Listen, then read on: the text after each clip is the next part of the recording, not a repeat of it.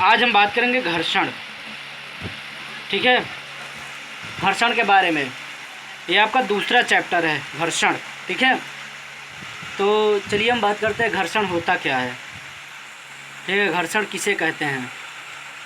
ठीक है, ध्यान से सुनिएगा। इस वीडियो में आपको घर्षण, घर्षण बल, घर्षण के प्रकार मिलेगा। ठीक है, और ध्यान से समझिएगा और ध्यान से सुनिएगा। ठीक है, चलिए स्टार्ट करते हैं कि घर्षण क्या है। ठीक है, तो जो गति का विरोध करती है, जो गति का विरोध करे या करती है, उसे क्या कहते हैं? घर्षण कहते हैं। क्या कहते हैं? घर्षण कहते हैं। अब ध्यान से सुनिएगा, हम इसी वक्त आपको एग्जाम्पल के तौर पर समझाई दे रहे हैं। एक उदाहरण ले लेते हैं हम। मान लीजिए आप साइकिल चला रहे हैं, साइकिल चला रहे हैं और आप एकाएक क्या कर देते हैं, आप पैडल मारना बंद कर दें साइकिल का, तो क्या होता है कि वो कुछ दूर तक जो आपने मारी है पैडल, कुछ दूर तक तो जाएगी, लेकिन उसके बाद वो गति करना बंद कर देगी और एकाएक एक स्थान पर जाके रुक जाएगी। ठीक है, तो ये क्या है? घर्षण। घर्षण के कारण जो है साइकिल क्या होती है? रुक जाती है। ठीक है, तो ऐसे घर्षण समझ में आ गया होगा। ठीक है, और बहुत सारे उदाहरण हैं घर्षण के। ठीक है, तो अब हम बात करते हैं घर्षण बल की। ठीक है, घर्षण बल क्या होता है? फ्रिक्शनल फोर्सेस क्या होता है? जब कोई एक वस्तु ले लो आप एग्जाम्पल के तौर पर, और यहाँ पर दोनों चीज़ें समझो और उसको प्रायोगिक भी करके आप देख सकते हो कि जब कोई वस्तु किसी दूसरी वस्तु की सतह पर फिसलती है अथवा फिसलने का प्रयास करती है, तो वस्तुओं के संपर्क सतहों के बीच समांतर एक बल उत्पन्न हो जाता है। क्या उत्पन्न हो जाता है? बल उत्पन्न हो जाता है, जो इसकी गति का क्या करता है? विरोध करता है। जो वस्तु की गति का विरोध करता है, इस बल को क्या कहते हैं? घर्षण बल कहते हैं। क्या कहते हैं? घर्षण बल कहते हैं। इसको आप प्रायोगिक करके देख लीजिएगा घर्षण बल के बारे में। अब यहाँ पे स्टार बना हुआ है, बहुत ही इम्पोर्टेंट पॉइंट है। ये ऑब्जेक्टिव टाइप में कॉम्पिटिटिव एग्जाम तक में भी आ चुका है। ये पूछा ये गया है कि ये ऑब्जेक्टिव में दे दिया जाता है कि विद्युत चुंबकीय बल दे दिया गया, न्यूटन के न्यूटन के गति का द्वितीय नियम दे दिया गया, बल का नियम दे दिया गया। ठीक है, और एक में दे दिया गया कि जो इनमें से कोई नहीं। ठीक है, तो पूछेगा कि इनमें से घर्षण बल हैं, तो विद्युत चुंबकीय बल रहेगा तो विद्युत चुंबकीय बल सही रहेगा, असंरक्षी बल है तो असंरक्षी बल सही रहेगा। ठीक है, तो ये दो बल क्या हैं? घर्षण बल हैं। ठीक है, बहुत इंपॉर्टेंट है, याद रखिए कि विद्युत चुंबकीय बल और असंरक्षी बल ये दोनों क्या हैं? घर्षण बल हैं। घर्षण बल के प्रकार।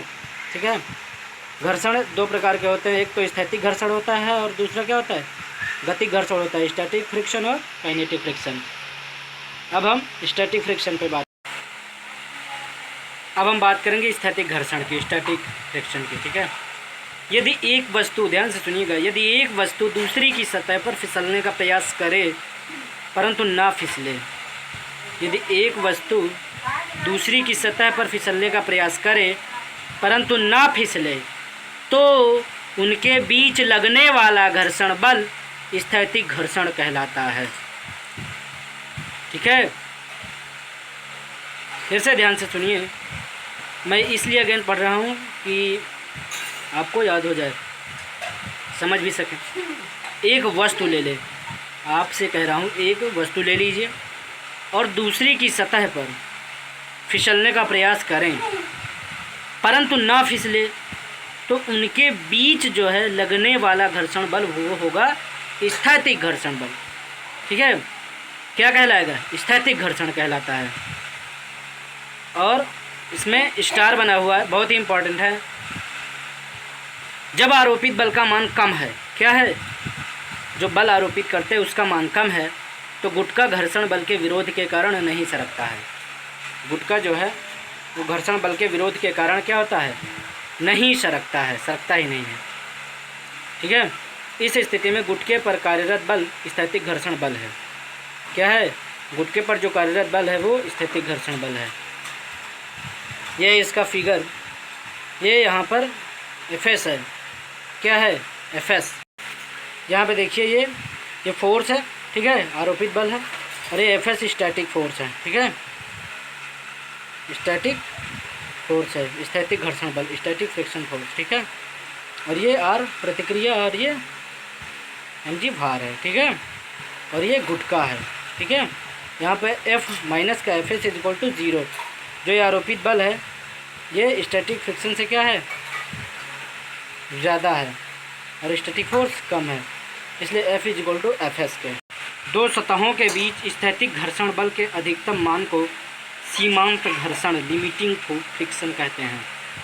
दो सतहों के बीच स्थैतिक घर्षण बल के अधिकतम मान को, दो सतहों के बीच स्थैतिक घर्षण बल के अधिकतम मान को, जो स्थैतिक घर्षण बल है वो स्थैतिक घर्षण बल का अधिकतम मान, मैक्सिमम वैल्यू को सीमांत घर्षण कहते हैं, लिमिटिंग फ्रिक्शन कहते हैं।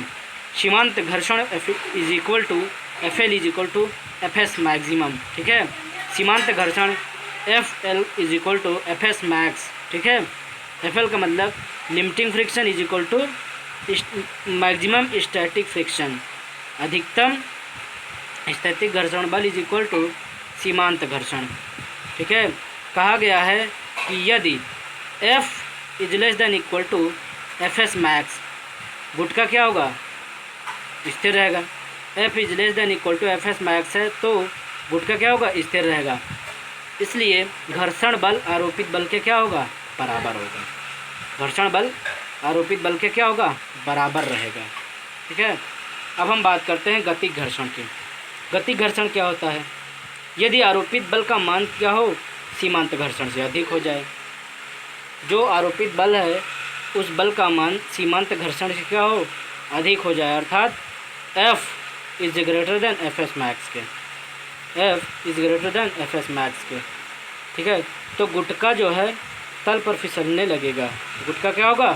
तल पर फिसलने लगेगा। ये गुटके का फिगर है, ये देखो, ये गुटका है, ये R प्रतिक्रिया, ये mg भार है, और ये F क्या है? काइनेटिक फ्रिक्शन है, और ये F क्या है? आरोपित बल है, ठीक है।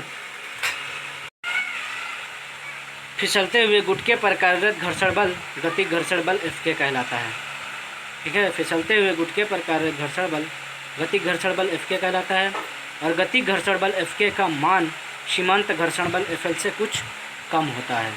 गतिक घर्षण बल F का मान सीमांत घर्षण बल Fl से कुछ कम होता है। F is less then Fl के, F is less then Fl के। तो आई होप कि आपको समझ में आ गया होगा, ठीक है। तो अगर वीडियो अच्छी लगी तो लाइक करिए, फ्रेंड्स के साथ शेयर करिए, और इंटर में हैं, साइंस पढ़ना है, फिजिक्स पढ़ना है, तो आप मेरे चैनल को सब्सक्राइब कर लीजिए ताकि कंटिन्यू क्लासेस चल रही हैं और अब तक तुरंत पहुँचें, ठीक है। तब तक के लिए नमस्कार।